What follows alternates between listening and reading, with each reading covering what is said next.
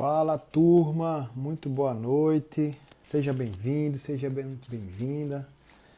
Estamos começando aqui um quadro novo, onde eu vou responder as perguntas aqui da audiência, né? Por muitas vezes eu trago conteúdo e acaba que as pessoas não têm a oportunidade de estar aqui direto e assim poder ajudar na marca mesmo individual que as pessoas estão procurando, que a minha audiência está querendo buscar, né, quer resgatar de mim aqui. Então a de hoje foi meio surpresa, assim, meio definido de última hora. Tem um amigo meu que estava querendo saber um pouco mais de diversificação dos seus investimentos. Aí eu fiz o seguinte, então vamos fazer ao vivo. E ele topou. Daqui a pouco ele está chegando aqui na área. O Ibson é um dos primeiros, um dos fundadores aí dos pré-ricos comigo aqui também. Então, você que está chegando aqui agora, hoje nós vamos falar sobre diversificação de carteira, né? Pergunta que eu respondo. Deixa eu só botar uma publicação aqui. Já está na área.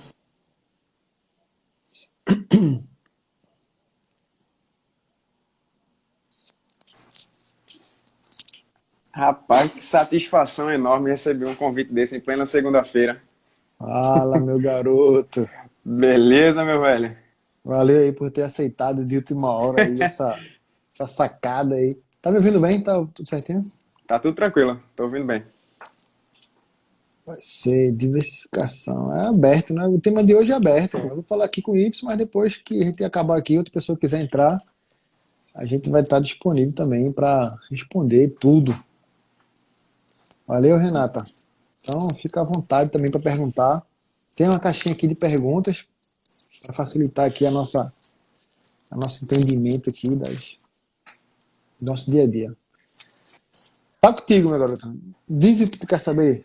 Eu já sei mais ou Mas menos, mas deixa eu pegar aqui os alfarrapos, né? tu Manda já fizeste alfarrapo aqui. considerações? Já fizeste considerações aí pro povo, foi dizendo qual que seria a ideia de hoje? Eu disse que a gente ia tentar falar um pouco sobre diversificação aí de dinheiro, de carteira. É mais ou menos isso, né? É. Aí eu vinha conversando contigo, né, pra tentar entender como é que funcionaria da melhor maneira essa parte de diversificação. Em relação a setores, em relação a mercado, se é vantajoso ou não se expor ou não para o exterior, e para saber de fato se para quem está começando faz sentido, a partir de quando faz sentido a pessoa ter esse tipo de insight, né, esse tipo de atitude. E Deixa eu anotar daí aqui, vou. porque isso vai virar conteúdo depois. Espera aí. Quer saber a partir de quanto vale a pena começar a vender para fora, é isso? Exato. Isso é uma das perguntas, né? Tu vai se Vamos lascar na responder minha mão aqui hoje. devagarzinho? Vamos responder devagarzinho, é. Então vamos começar do começo, né? Com relação à diversificação.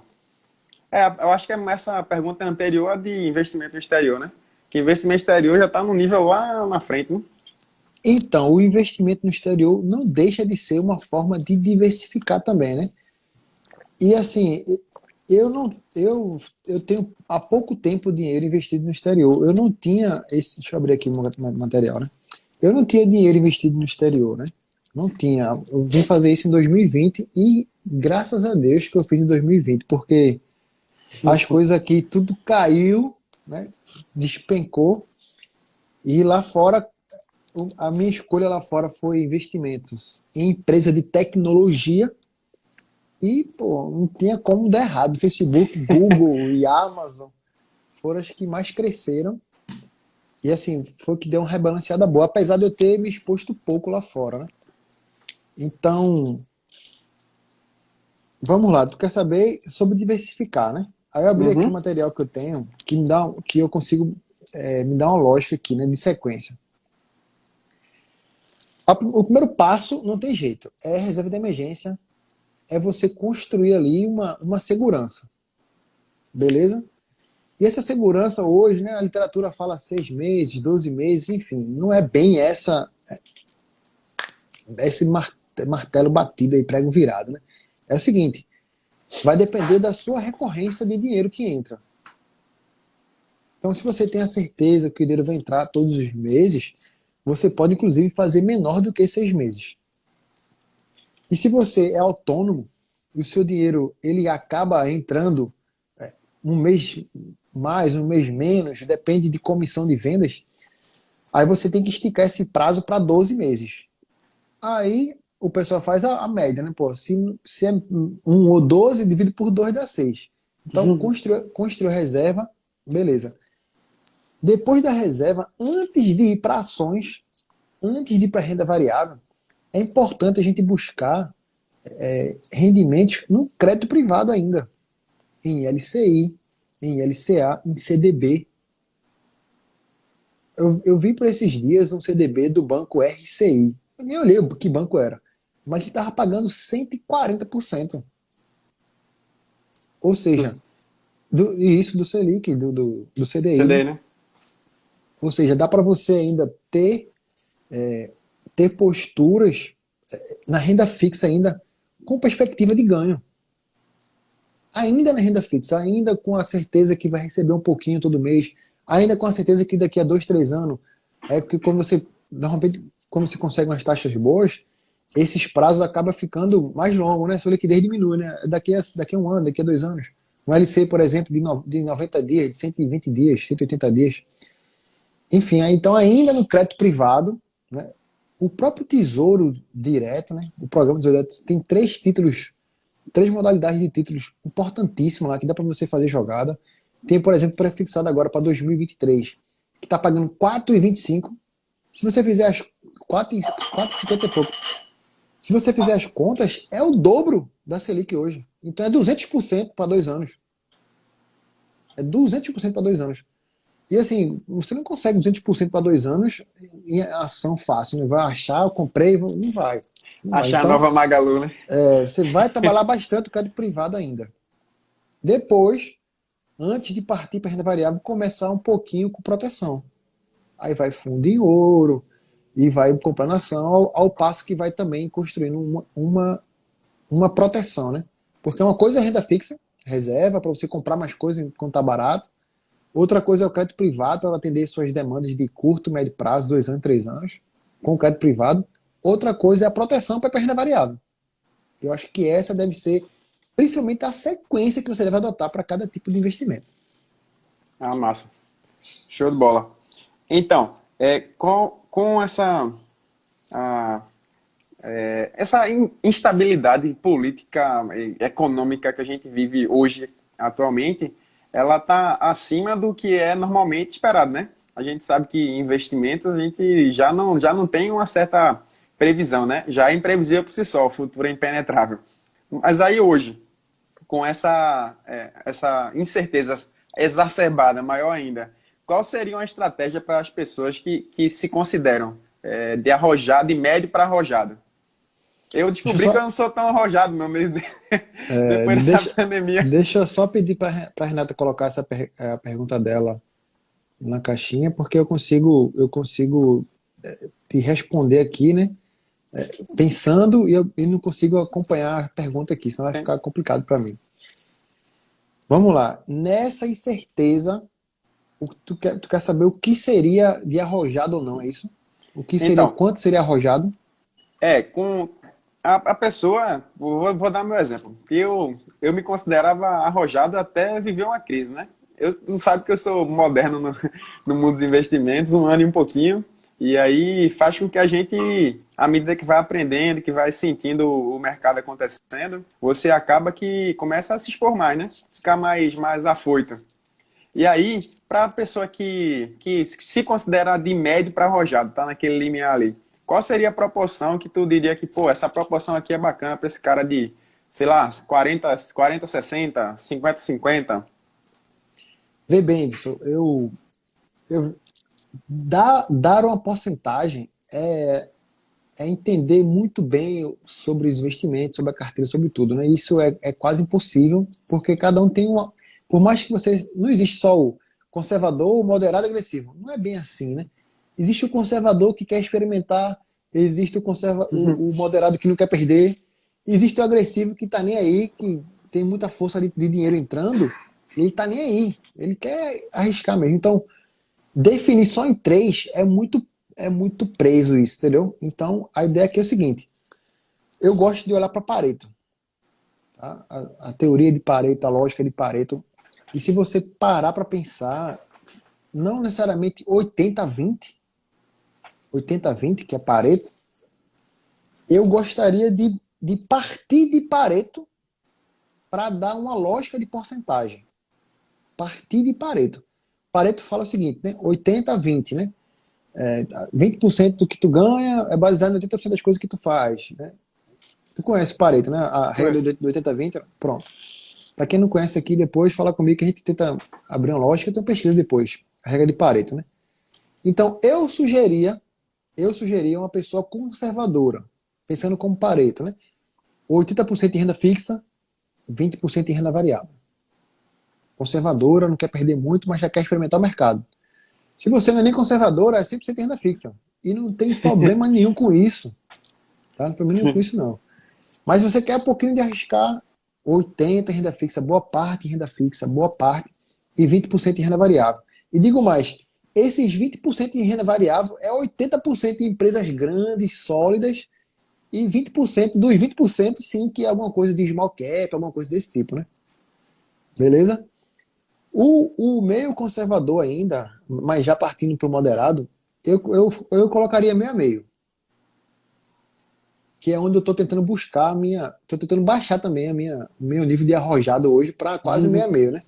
Estou ficando já meio cabelo branco, já estou vendo uma luz de fim do túnel ali para pegar uma licença no trabalho, e eu preciso de capital entrando para poder ter mais segurança de experimentar algo fora, só 100% fora, né? Então, meio a meio.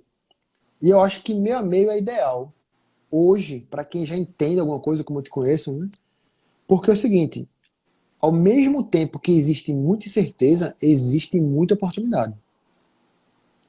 Ao mesmo tempo que existe muita incerteza, existe muita oportunidade. Então, se você já entende um pouco de investimento, de ações, de finanças, vale a pena estar pronto para ter certeza quando aparecer a oportunidade de pegar. Tá? Quando a gente está dentro de uma crise, né? Apesar de eu nunca ter passado uma crise ao nível que eu tenho hoje de capital exposto a financeiro, nunca passei por uma crise desse tamanho também não, né? Mas o que está mais me beneficiando é justamente fazer alguma coisa. E se vai acertar ou se vai errar, aí só lá na frente que a gente vai saber, né? Daqui a Então, 5 anos, né? fazer alguma coisa é sim, é o movimento ideal. Principalmente para um rebalanceamento, que foi o que tu me pediu para a gente, né, falar em detalhes aqui. Foi essa lógica que veio a gente trazer aqui para o Instagram, né? Então, o meio a meio hoje é legal, até porque, como a renda fixa já se perdeu muito, né? Os índices estão muito baixos. Então, se expor hoje é quase que uma obrigação. Se expor é obrigação. Vai ser muito difícil só na renda fixa você vencer a inflação, que seria o objetivo fim para todo mundo. Por que você investe? Para vencer a inflação. Para continuar tendo o mesmo poder de compra. Já era uma boa para começar a investir. E no meio a meio você consegue. O meio a meio para quem já entende, para quem está no investimento, né? Há mais tempo, entender que vai existir oportunidades, que talvez não seja oportunidade, seja algo ruim mesmo, só vai dizer lá na frente.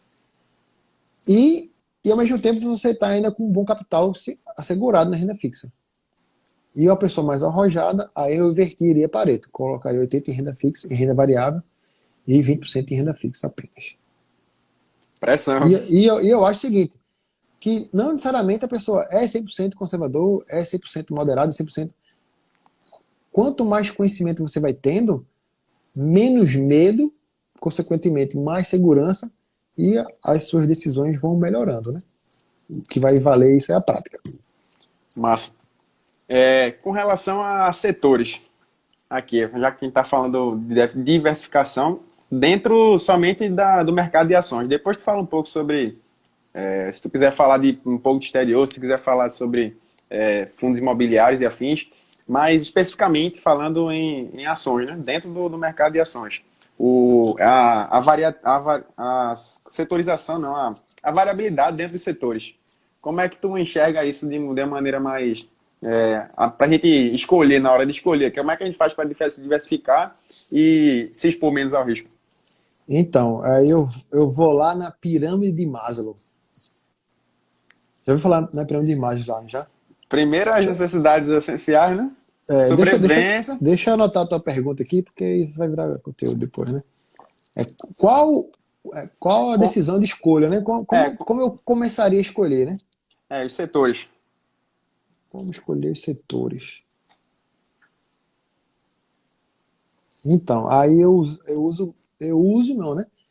Eu tento chegar em Maslow, na ideia que a base da pirâmide, para quem não sabe o que é Maslow, vou falar rapidinho, né? Maslow é um estudioso aí, muito tempo atrás, que inventou uma pirâmide da, como é que é? Da filosofia, da fisiologia, sei lá, da necessidade, né? Que você quando você conquista alguma coisa, você vai buscando outras coisas, né? Vai atender a necessidade básica e depois vai tendo outras escolhas, Sofisticando, né? sofisticando.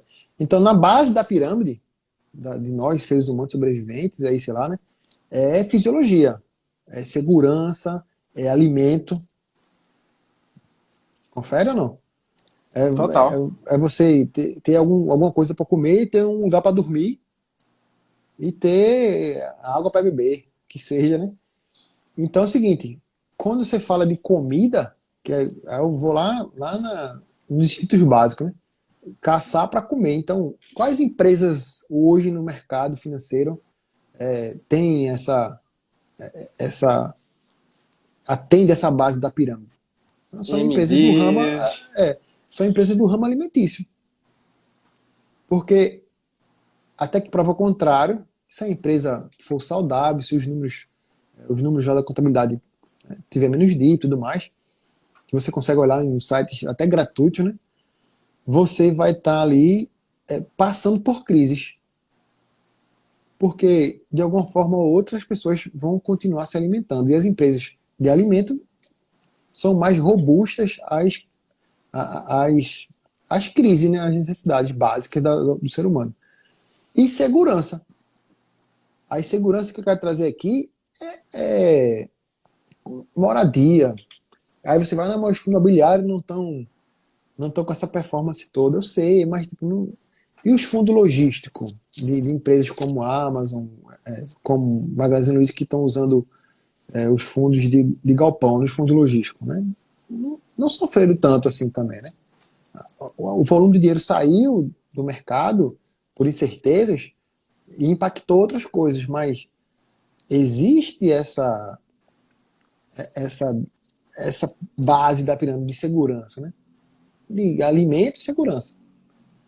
Depois disso, a gente parte para saneamento, né? Que aí é uma necessidade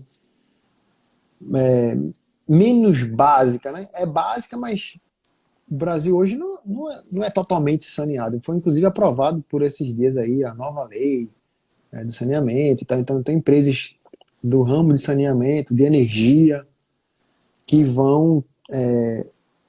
Que, na verdade, a lei foi aprovada para o ramo de saneamento, né? Mas no que tange aí, ainda subindo para a pirâmide, né? Em relação a saneamento, em relação à energia.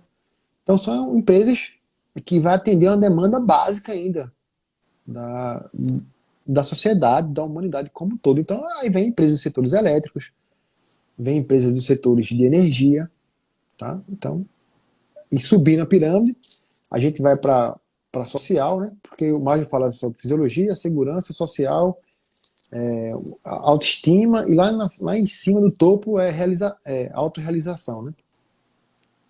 Então, a base da pirâmide, fisiologia. Então, vamos para alimentos. A anterior a essa aí seria segurança. Aí você vai ali para a área de saneamento, para a área de energia. Aí depois vem social, né? O ser humano se socializando. A gente vai pensar em que hoje? Em rede social, né? Em comunicação, em Microsoft, em aparelhos telefônicos que vai fazer a comunicação entre as pessoas, setor de comunicação. Aí depois vem autoestima, que vem para moda, beleza, E aí onde entra o varejo mais tipo Riachuelo, C&A, o varejo mais de roupa mesmo. E por fim, né, no topo da pirâmide lá, que é o que menos as pessoas ascendem, né, seria justamente a autorrealização. A gente faz uma analogia aí a turismo, né, a aviação, a deslocamento de pessoas. Tá Clareou explicado. mais ou menos aí a Aham, lógica aí, não? clareou, total. Então, O... fisiologia, segurança, social, estima e realização. Essas Tá 5 explicado. fases, e aí diminuindo ao ponto, né? Subir vai diminuindo. Tá explicada a pancada pro lado da aviação, CVC e afins, né? Por Nesse causa do período de turismo e tudo pandemia. mais, é verdade. Porque é o, é o topo da pirâmide e são poucas as pessoas que ascendem nesse crescimento social, né, no crescimento da pirâmide humana. Então acaba que o impacto direto nelas é porque o volume diminui muito rápido, né? As pessoas vão lá para baixo, vão querer se alimentar, vão querer saneamento, vão querer segurança. E nunca, em tese, nunca vão deixar de querer isso, né? Massa. Show de bola. Com relação a correlação negativa entre. A gente podia usar essa pirâmide para fazer a correlação negativa entre os ativos dentro do mercado brasileiro. Por exemplo, eu me expor mais a uma.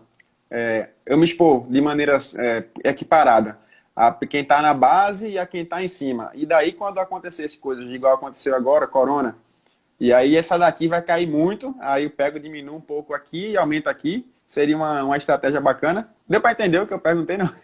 Entender, no caso, tu se expondo à empresa lá do topo da Do pirâmide e topo e nesse de baixo, para tentar fazer uma correlação negativa, tá ligado? entender, não, mas aí eu voltava para Malus de novo aí. Eu votaria para Pareto de novo, né? Eu teria 80% mais perto da base, 20% mais perto do topo, e nesses momentos de incerteza, eu olharia para os fundamentos e inverteria. Eu portava mais em cima e menos embaixo. Porque, teoricamente, as empresas de baixo sofreram menos, caíram menos, continuam ainda caras para o momento atual. E as de cima, que sofreram mais, e ainda tem fundamentos, ainda deve voltar, a incerteza vai passar, tem uma força de voltar mais rápido do que a de baixo. Porque a de baixo é concorrência, aí vai baixar a inflação, né, e tudo mais. Tem mais robusta, mas vai sofrer menos a Vai sofrer pancada. menos e, consequentemente, vai crescer menos, né?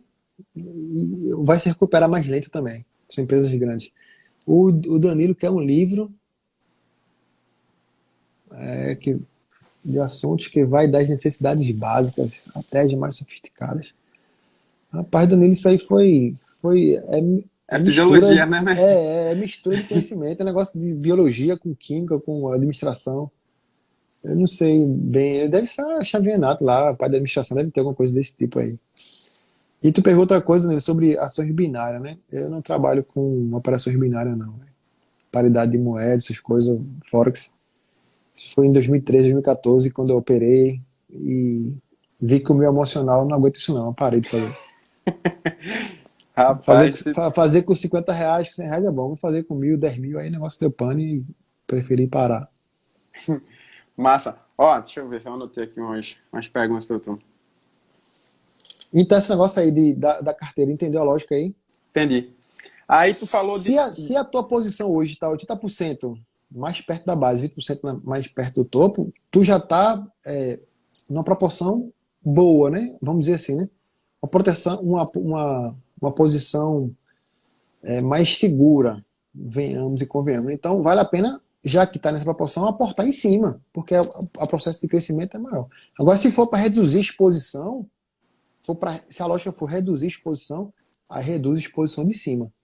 Por quê? Beleza. Porque as de cima, de uma certa forma, elas podem não voltar também. Isso é a ideia de diminuir a posição e manter as de baixo. Massa. Tu falou de setores aí, eu senti falta de alguns, né, que tu não mencionou, ou então ele está em alguma dessas, com certeza ele vai estar em alguma dessas fases, Vamos falar que sobre isso, se você querer, diga aí. é, banco, tu não falou, mas eu acho que ele se encaixaria na de baixo, né? Eu não acho que banco já vai mais para entre segurança e social, né? Porque tu vive sem dinheiro, mas não vive sem comida. Uhum. Né? Se um dia a inflação pegar pesado aqui no Brasil, eu prefiro receber meu salário em carnes e ovos do que receber em dinheiro, né? Apesar que no Brasil, aí onde está também, né? Microeconomia, macroeconomia é bronca, né? Decidir só por isso também não é o segredo, né? No Brasil existe um monopólio gigantesco. Os bancos aqui são bancos de verdade, são bancos bancões mesmo, pesado. Entre as 10 maiores empresas tem, sei lá, quatro, são três, são quatro bancos. Então, ela se enquadra entre a, a, a de baixo e a antes, mas elas são empresas sólidas, gigantescas, né? Aqui no Brasil são empresas grandonas mesmo. Então, de Massa. repente, o banco pode ir para baixo. Ó. Eu mesmo não reduzi Show. exposição nenhuma em banco. Massa. Ó, aí eu senti falta assim, né? Não, tu não falou de seguros, seguradoras, tipo Porto Seguro, Mafre, essas paradas aí. O que é que tu acha? A segurança é depois, né? Fisiologia, segurança. Tá mais perto da base ali. E são empresas que foram construídas para sempre dar lucro. As seguradoras foram construídas para sempre dar lucro. É aquela ideia de você, né? Eu gosto muito quando eu pensava quando eu alugava carro, né? E eu não conseguia entender como que a Localiza conseguia o mesmo preço que eu só tinha um carro, não pagava funcionário, não pagava aluguel, não pagava nada. E o cara ainda conseguia me barrar, né? E aí eu estudava, entendia a lógica, né? O cara não tem seguro, pô. Ele não tem seguro. Ele cobra o seguro de tu, usuário, e não tem seguro por trás. Por quê? Porque se ele for botar a frota dele todo com seguro, ia encarecer muito. O que é que ele faz? Ele arrisca, entre aspas, cobra um pouquinho de nada de cada carro que está na rua. Se acontecer um incidente, ele vai tirar esse pouquinho de cada carro que está na rua e vai pagar o carro dele que quebrou, que consertou, que bateu, que roubou, que foi capotado. Então ele conseguiu baratear o processo. Então a seguradora, elas foram construídas para dar lucro. Então a Localiza, as outras empresas ganham dinheiro com isso, inclusive, ainda, porque o índice ainda a favor deles ainda é maior. Ou seja, ele lucra com essa porcentagem de nada. É R$ 7 a mais do seguro, pronto, acabou. 1.000 carros na rua, dá pra ter 10 carros ao mesmo tempo. Por hora ainda ganha dinheiro. Enquanto eu sozinho não conseguia, eu tinha que pagar seguro, porque se o cara bater, se o carro fosse roubado, eu tinha que correr pro seguro, né? Eu só tinha um Uhum. carro, dois carros no máximo. É pressão. Por isso que é tão difícil você inventar de empreender no Brasil, né?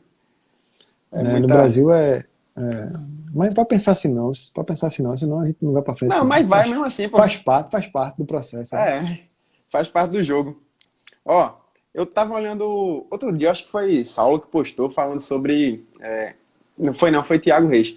Ele falando que no longo prazo as ações sempre tendem a se beneficiar em relação a todos os outros ativos. Inclusive tinha uma linha, um gráfico assim Esse, esse, gigantesco de esse 100 gráfico, anos. esse gráfico tá no meu livro. Tá no teu livro? Tá no meu livro, é. O livro Eu tá lembro que pronto, era um tempo. inclusive. É. Vai lançar quando? Eu tô pensando agora, o dia do amigo, né, 20 de julho, ou meu aniversário, 20 de agosto. Eu tô colocando ele dentro do e-book, porque quando eu carreguei no e-book da Amazon, desconfigurou tudo, meu irmão. Aí eu volto, corrijo, boto lá e tá nessa briga ainda. Passei 24 horas só nisso aí, não terminei. Mas Beleza, vamos então. lá, sobre esse gráfico aí das ações, né? Que Eu no longo lembro que era um prazo, tempo muito longo, era coisa, sei 100 lá, uns anos, 100 anos, 200 anos, acho. 100 anos, né? 200 anos, 100 anos, é. Aí, velho, na hora de que você vai comparar com os outros, a proporção é gritante, tá ligado?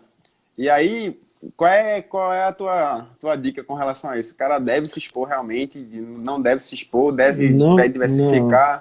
não, deve diversificar, porque é o seguinte, eu não vou viver 100 anos. Tu vai viver 100 anos? 200 anos? Não vai. Então, esse gráfico representa o seguinte, a leitura do gráfico, para mim, representa o seguinte, é sim para se expor na renda variável. Por quê? Porque elas são vencedoras, né? No longo prazo elas vencem. Mas eu não tenho 100 anos. Nem vou viver 100 anos.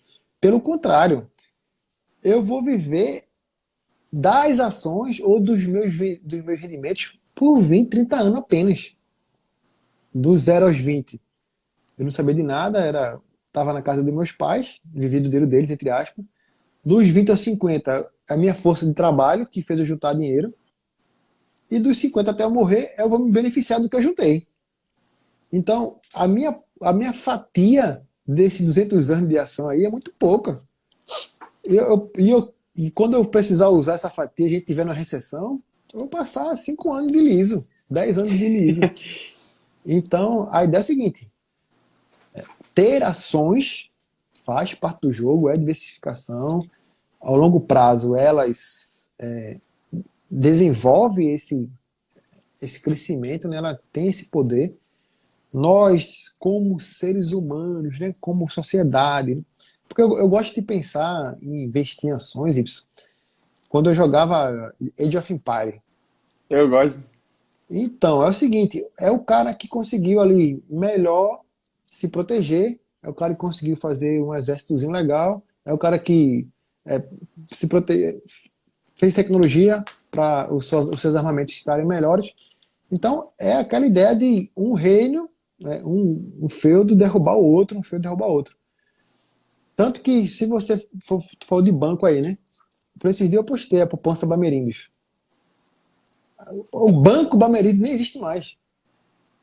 O banco, imagina a poupança do banco. Então, o tempo passa, o tempo voa, e não é bem assim, né? Se tu parar hoje e olhar empresas que existiam há 20 anos, no Brasil, por exemplo, há 30 anos, eu não fiz estudo não, mas tu não vai encontrar muitas das quase 400 empresas que está hoje na Bolsa, não. Hoje a gente tem 1.400 empresas, né? No último vez que eu olhei, acho que estava chegando às 400 empresas. Aí tu olha para trás, dessas 400 empresas, quantas existiam há 20 anos? Há 30 anos? Quantas? Não sei, não fiz estudo não, mas com certeza não era 400 e nem era essas 400 de hoje, ou nem todas elas, né? Deve existir um ou dois. A Petrobras, que foi fundada lá na época do militarismo lá, né? Do negócio lá, a própria da Gerdau lá, né? A do minério lá, então, são as empresas grandonas, só do Banco do Brasil, que veio lá de Dom Pedro I, em 1808, aí é outra coisa, né? Mas assim, Não, nem mas sempre as estatais é muito fácil, meu velho, de manter. O governo fica é, segurando a onda o tempo todo. O governo não é a gente, né? a gente. É. A gente fica Nem, segurando a onda é, o tempo todo, aí, meu velho, vai pois viver a vida é, inteira até e tem, e tem vender. gente, e tem gente que, de uma certa forma, não defende estatal na carteira, né? Porque tem o dedo do governo. Mas ao mesmo tempo é as únicas empresas que conseguiram sobreviver depois de tanto tempo ainda, né? Então, nem sempre tomar decisões só sobre um fator ou outro é a decisão correta. Fala aí, fala nisso, sabe? Conta aí qual é a tua opinião com relação a isso. Vale a pena, não vale a pena? Tem onde o governo tá junto? Se o governo é 100%, se o governo é sociedade mista, conta aí, o que é que tu acha sobre isso? Então, se existir outra empresa do mesmo ramo, se existir, por exemplo, aqui no Brasil não existe, só tem a Petrobras. Tem outra empresa que extrai petróleo aqui no Brasil? Não tem. Não, Então, se não existe e eu quero me expor a esse setor, eu vou fazer o quê? não tem outra opção, né? Não tem opção. Agora, se existe, por exemplo, bancos, né? Aí tem a Caixa, aí tem o Banco do Brasil, que hoje não é mais, né? 51% já é de fora já. A pessoa acha que são, mas não são. Não é mais, né? Então, ter uma exposição a bancos, tendo bancos do mesmo setor, privado, e talvez não seja necessário você se expor à empresa que é do setor onde o governo tem o dedo, né? Se existe uma concorrência, um livre mercado nesse setor, pesquisa outras empresas do mesmo setor que possa ser mais vantajoso. Porque a gente sabe, e aí, meu peixe, né? Doa quem doer, né? Que o setor privado ele é muito mais dinâmico, enxuto, Eficiente. eficiente, visa lucro, ou vai ou vai. No setor público não, né? As coisas são mais burocráticas, o sistema por si só deixa as coisas um pouco mais lentas, um pouco mais caras. Então as empresas do setor público não são 100% eficientes, ou não é eficiente o quanto poderia ser. Então, se tem o mesmo setor e tem uma empresa concorrente, estuda a concorrente, vai que dá certo, né? Vai tem que estudar, né? Não tem outro jeito, não. Não, estudar é sempre, velho. E a gente pode errar e acertar, né? Só a prática que vai dizer, né? Massa. Com relação a casas de research, Davidson, qual é a tua opinião, velho? Se vale a pena o cara investir, sei lá, R$ 100, R$ 50 por mês para obter relatórios, para poder entender mais como é que funciona o mercado ou estudar de maneira individual mesmo? Eu não assino nenhuma, Edson. Não assino nenhuma, Nem nunca assinou? nem nunca assinei. Eu acho que, primeiro, eu comecei errado, né? Entre aspas. Eu conseguia controlar minhas finanças, eu tinha um poder de sobra de capital e não sabia onde colocar o dinheiro. Talvez seja essa a lógica, né? E aí eu fui para as corretoras, comecei a deixar o dinheiro lá com o assessor. Então eu fui por muito tempo dependente do assessor. Hoje eu ainda sou dependente, entre aspas, para operações estruturadas, né? Operações estruturadas ainda eu sou aberto lá, o meu assessor não tem problema nenhum com isso. E eu, inclusive, faço questão de ter alguém na linha de frente, né? Então, eu prefiro pagar hoje R$ 18 na operação, nas minhas ações, que eu uso a XP, meu maior volume de dinheiro está na XP lá, e pagar R$ 18 por uma corretagem, só que por trás desses R$ 18 tem 50 e-mails que chegou para mim, uma ligação de 2 horas e um monte de coisa para decidir. E aí eu vou operar ou não fazer ou não essa operação, entendeu? Então eu prefiro pagar os R$ 18, porque aí o cara já, além de tomar decisão, o cara já leu para mim o relatório todinho das empresas, né? Eu tenho certeza que ele não acessou só um relatório. Ele acessou mais de um, mais de dois. Então, eu parto dessa linha que, se você quer ser realmente autônomo, decisivo, beleza, hein? Não pode acessar nenhum, tem que acessar duas, três, para poder ter ali um critério, né? E aí eu chego Só que aí chega no problema. Quanto é que é assinar 3 casas de research, né? De relatório? Quanto custa isso? 3. Uhum, E quanto tu precisa investir para dar lucro para cobrir esse custo? Porque passa a ser um custo, né? uhum.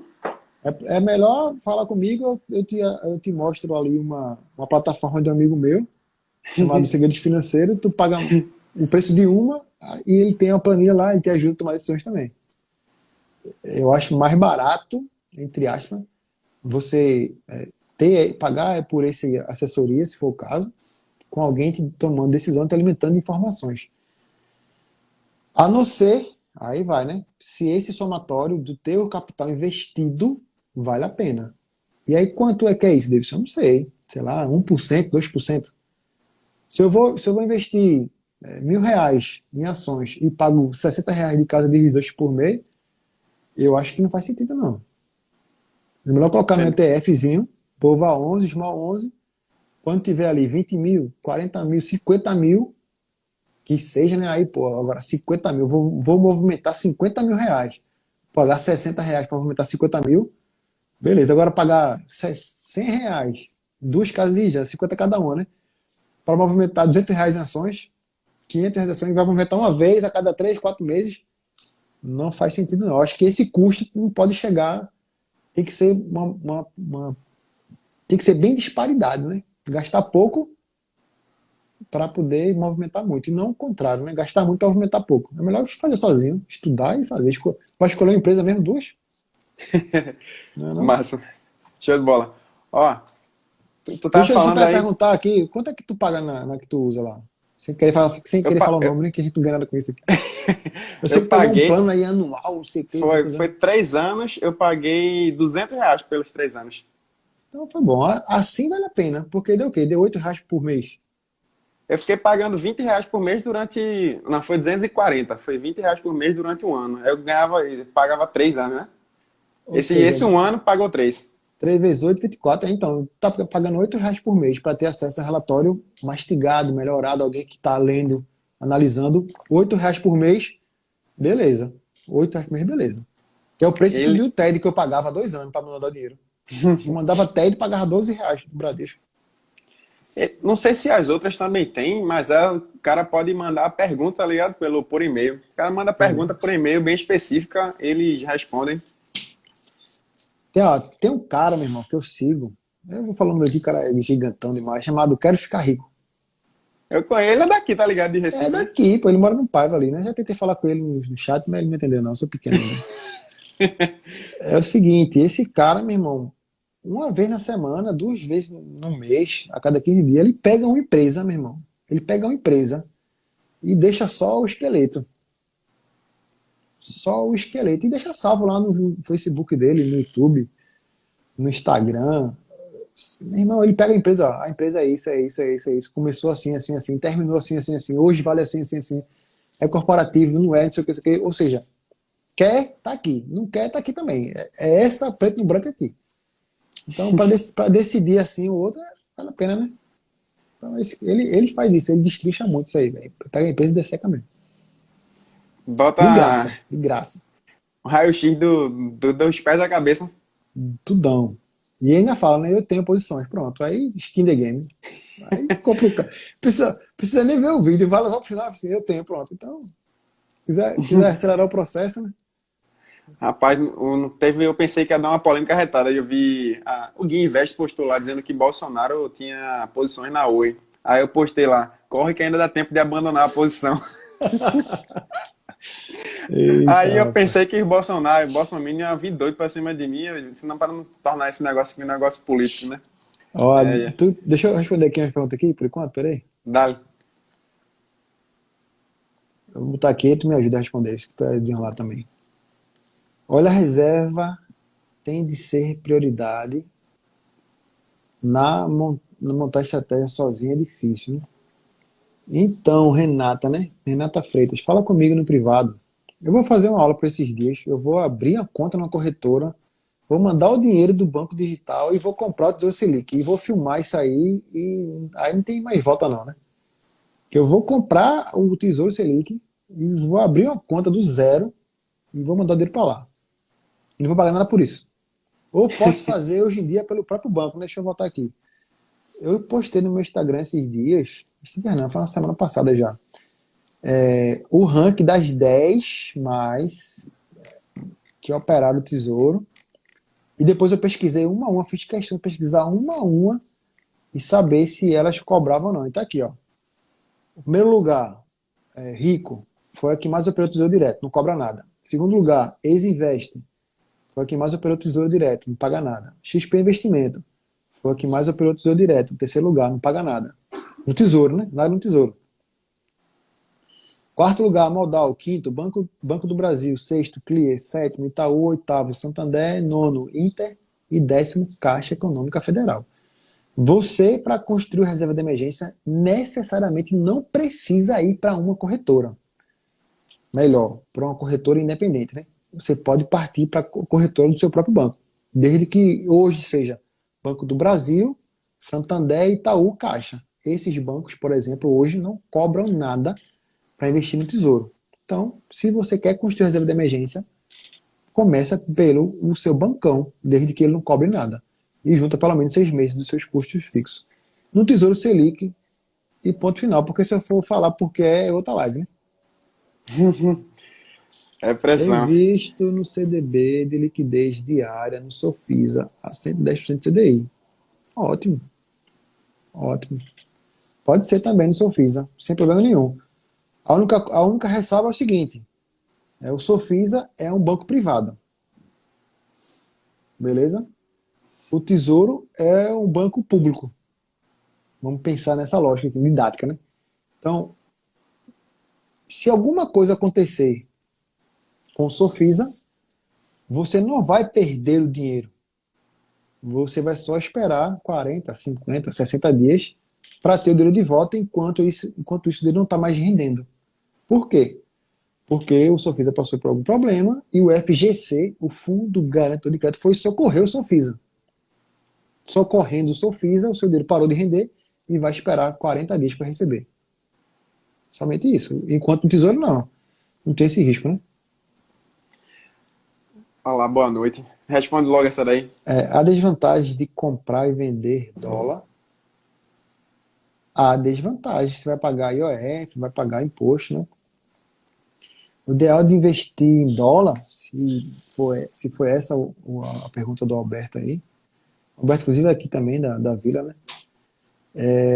O ideal de se expor a um investimento em dólar, se você não estiver perto de viajar nem nada, é você comprar através de fundos, né? Através de fundos, ou mandar o dinheiro para fora, como eu faço na Avenue.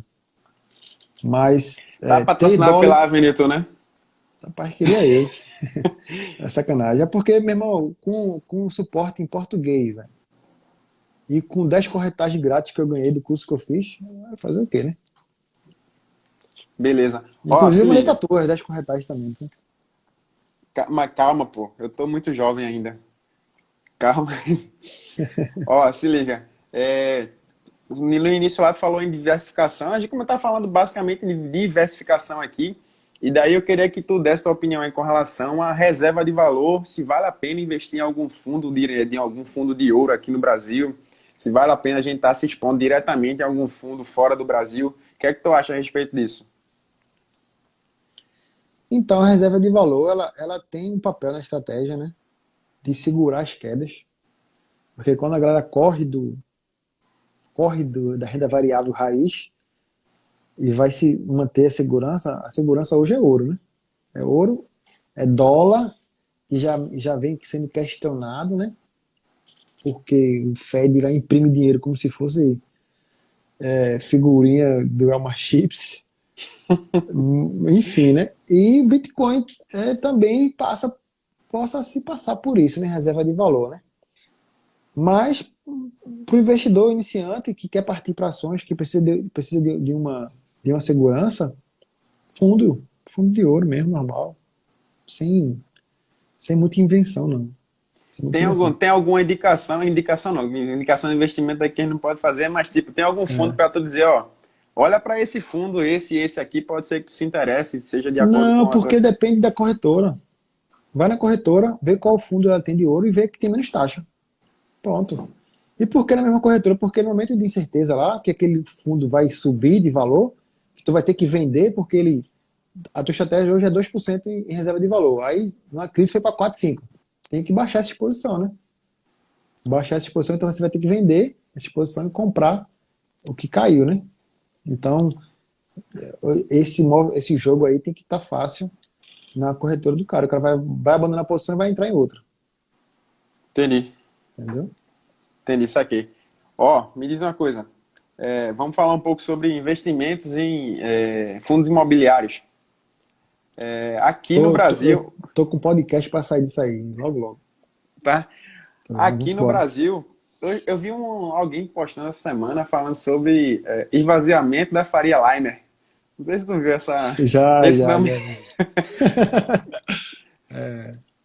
porque aqueles grandes empresariais de lá da Faria Lima, né, sempre foram muito famosos por ter muita movimentação ali e tal, não sei o quê. E aí, nesse momento que a gente está vivendo aqui, que é ímpar, né, a gente nunca viveu algo parecido, fez com que lá se esvaziasse. E aí, fazendo com que isso deixasse, por ser desinteressante, alguns tipos de fundos imobiliários. E aí eu queria que tu dissesse aí, compartilhasse conosco qual é a tua opinião acerca dos fundos imobiliários especificamente. Deixa eu abrir aqui a minha aula de imobiliário, porque eu gosto de ir lá na fonte de conhecimento, né? Vamos lá, abrir fundo imobiliário. A primeira crítica logo que eu faço a fundo imobiliário é que não é para todo mundo, não.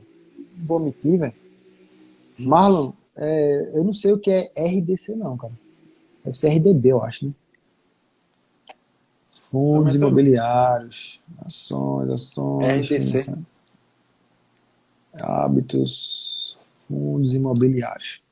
Então, Ibson, vamos lá. Eu não gosto, não é porque não é bom. Eu não gosto porque não faz parte da minha estratégia hoje. Por que não faz parte da minha estratégia hoje, né? Eu sei que tem um YouTube aí, um cara que é ponta no Instagram que defende 25%, mas tem que entender que o ciclo de vida do cara é outro, meu irmão. Né? O cara ganha US$ 50.000 por mês no YouTube, pô. Ou seja, o dinheiro entra e tem que aplicar alguma coisa, diversificar, né? faz parte. Eu não entra US$ 50.000 para mim por mês para poder escolher onde eu vou investir. Não é bem assim, né? Então, fundo imobiliário para mim é na terceira fase, no terceiro estágio. Vamos lá, né? Quais estágios são esses na minha mente hoje? O primeiro estágio é segurança. Reserva de emergência, proteção, renda fixa. Primeiro estágio é segurança. O segundo estágio é alavancagem. É você se expor tentando algo maior que a poupança, algo maior que o tesouro. Se expor com segurança, se expondo. E a terceira fase é a fase do aproveitamento, ou melhor, desinvestimento. E nessa terceira fase, eu já tenho que ter acumulado capital suficiente para viver da minha renda. E nessa terceira fase, vale a pena, inclusive, eu ter 90% em fundo imobiliário. Porque todo mês vai entrar renda, eu vou escolher onde eu vou aplicar, e o que sobrar eu vou gastar. Eu vou gastar muito, todos os meses, né? Muito mesmo, de rodo. Eu tenho que gastar o patrimônio, eu vou juntar para quê? Para gastar depois, né? Então, o fundo imobiliário, dependendo, ele entra numa fase estratégica, mas a maior posição na minha lógica de investimento, é na fase do desinvestimento, que é quando eu quero me beneficiar dos meus investimentos. Eu não quero me beneficiar disso. Quando eu me beneficio agora dos meus investimentos, eu estou perdendo atração. Porque os juros compostos, ele só faz sentido no longo prazo. A curva do enriquecimento é um exponencial assim, ó. Ela fica beirando a cinta até ali, depois que ela dá o crescimento. Se eu ficar me beneficiando aqui no baixo, eu nunca vou ganhar tração para subir. É igual você pegar o tesouro com juros semestrais.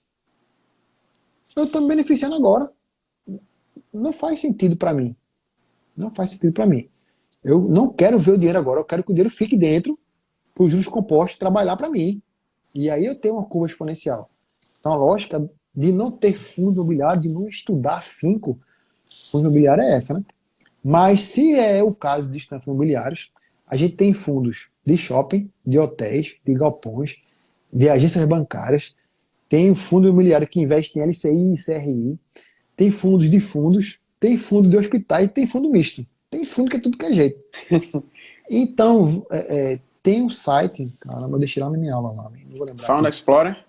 Pronto, você pode fazer lá uma comparação entre os fundos. Tem que ver a qualidade, a localização, o setor de atuação. Exemplo, fundo de hospital. Eu acho que nunca pegaria um fundo de hospital. Por quê? Porque a saúde é essencial na nossa constituição de sociedade. Confirma ou não? Sim. Então, se eu tenho um hospital que não paga aluguel, eu vou ter uma hospedarias? Não Desocupa? vai. Não vai, meu peixe. E assim, vai virar justiça, lenga, não vai dar muito certo. Então, fundo de hospital, para mim, é arriscado, né? Porque se a empresa falir, eu não posso tirar os doentes dali. Fica bom aí, para desocupar, para alugar para outro hospital. Não é bem fácil assim, né? E em relação ainda a esse normal, né, que eu acho que as empresas grandes vai mudar, eu não sei se vai mudar drasticamente, não, né? E ainda existem os fundos de logística, né? Que os fundos de galpões, né? Que teoricamente são fundos que investem em galpões de empresas que precisam dessa logística, né? E isso é cada vez mais requerido hoje. A Amazon só é a Amazon porque tem um monte de lugar espalhado com material sendo substituído, trocado, né, um estoque rotativo ali, espalhado pelo planeta Terra, né? Assim como a Magazine Luiza também, que tu compra hoje, amanhã tá na tua casa. Por quê? Porque tem algum canto aqui perto, tem alguém que compartilha com ela o produto ou o galpão logístico dessa entrega. Então, existem fundos bons, né? Fundos com setores mais protegidos, fundos com setores menos protegidos. Mas, assim, eu acho que não vai acabar de ver, não. Sei lá, véio. Existe muito ainda essa... Aqui é a minha empresa, né? Aqueles arranha-céu lá e tal. A tecnologia vai diminuir esse volume, mas não sei se vai ser a esse ponto agora. Mas igual banco, né? Os bancos vão acabar tudo digital. Não vai ser tão bem assim, não. Meu pai ainda não consegue botar crédito no telefone sozinho, velho. Vai ter que ir no banco resolver com ele. Não é tão rápido assim, né? É cada vez mais rápido, mas não sei se é ao ponto agora não. Isso daí eu penso que é uma coisa de longo prazo, né? Porque, tipo, a geração dos nossos pais, que a gente tem a idade mais ou menos parecida, essa galera é mais difícil, né, de mudar. A gente nasceu com físico e hoje em dia já usa digital de maneira tranquila. Pra gente a transição foi fácil. Pra eles talvez nunca chegue. E pra quem Isso. tá nascendo hoje, eles já nascem com geração Google, né? É, como Eles já assim? nasceram Como assim dentro. ter que ir no banco abrir uma conta, né? Como assim? Eu tenho que ir no banco abrir uma conta? Como assim? Eu tenho que falar com alguém pessoalmente e eu não consigo fazer pelo chat, não, né? É complicado, né? É por aí. Essa galera pensa mais ou menos assim, né? Vai Ó, O ser Marlon, bronca daqui a alguns anos e vai ser bronca, viu? o Marlon perguntou aí, ó, se vale a pena investir em cooperativo de crédito. Vale, se tiver dentro da estratégia, vale. Se já tem a reserva e está na fase de querer buscar algo em renda fixa, vale a pena. Depois da reserva, vale tudo, irmão. Depois da reserva, Pronto. vale o que você tem mais confiança. Essa cooperativa aí entraria em qual momento da estratégia, Davidson? Sobre a tua opinião, né? Na parte de alavancagem. No primeiro momento, seria antes, depois da... Aqui tá a segurança, né? Seria aqui no comecinho ou seria depois de um começo mais arrojado, um começo Não, mais então, na, direcionado? na estratégia de. Porque o CDB é renda fixa, né? Na porcentagem de renda fixa entrava aí o CDB, né? Como se fosse o CDB, né? Nesse caso aí, tentando ganhar dinheiro na renda fixa ainda. Uhum. Protegido pelo FGC, fez a reserva, meu peixe. Fez a reserva, vai pra briga, meu irmão. Vai pra briga. Se não quiser para renda variável, dá para fazer jogada na renda fixa ainda. Agora lembra que a renda fixa não é fixa, né?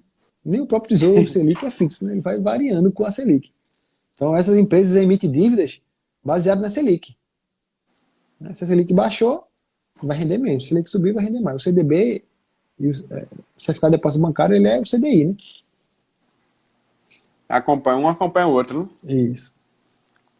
Ó, com relação a investimentos, tu falou um pouco aí de Bitcoin. O que é que tu acha aí? Dá para considerar uma reserva de valor? Ou é especulação?